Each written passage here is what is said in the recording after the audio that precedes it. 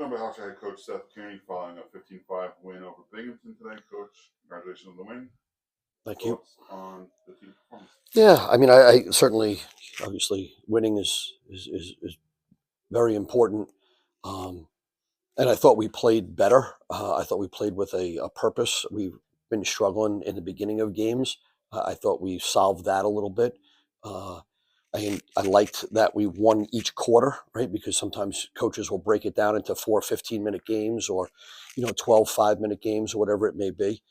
Um, but with that being said, as a coach, and certainly you guys know, face-offs, turnovers, and clears were something that is stuck out to me all game long, right?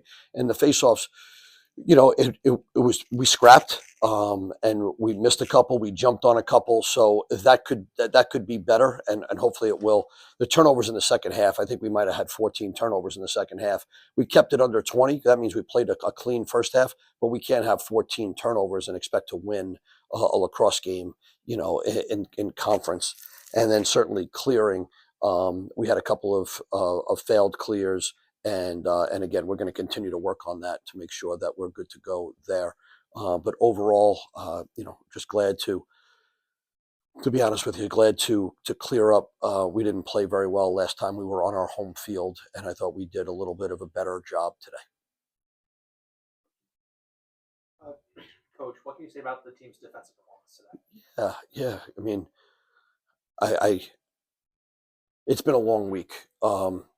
And again, those guys, they didn't have any choice, but they put up with me, and we treated the St. John's game like a loss, right? Because we were only one play away from losing that game. So we it was a you needed thick skin to get through the week, and I'm proud of the guys. They learned a little bit of a lesson, um, and I thought Shea played it okay in the goal. Right, he had a bunch of saves today, which was great. He's starting to feel a little comfortable. We always have Sean ready to go there, and so looking forward to that.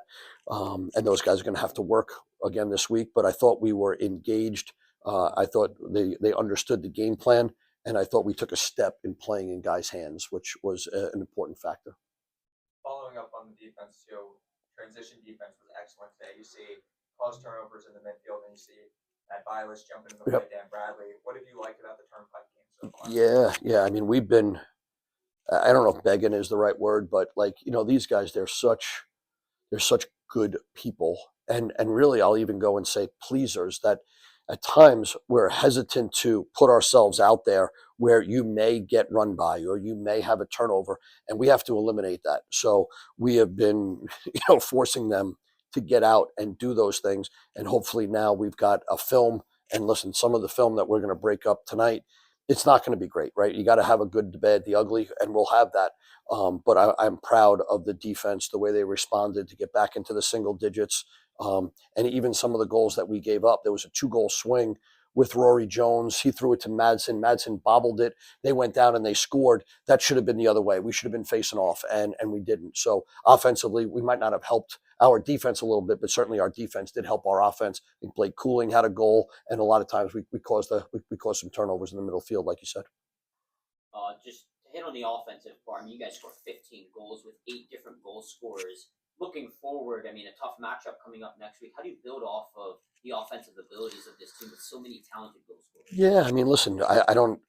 Drew Borgatis, he was the highlight of the show versus St. John's. The good thing about our offense is, well, we don't run it through one person or two people. It's got to be a wheel, and everybody's a spoke, and that's just the way it is. And so we got, I think we outshot them today, and again, 15 goals. And there was a couple, like we just talked about, the Jones Madsen one, and there was a couple of other ones where we just didn't finish, and we could have.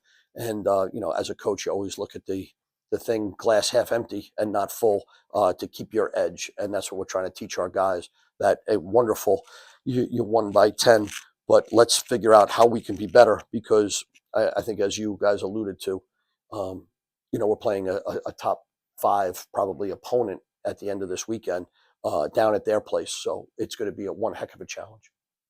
Coach, the game got really scrappy throughout today. Yep. Binghamton took 7 penalties and had a lot more time.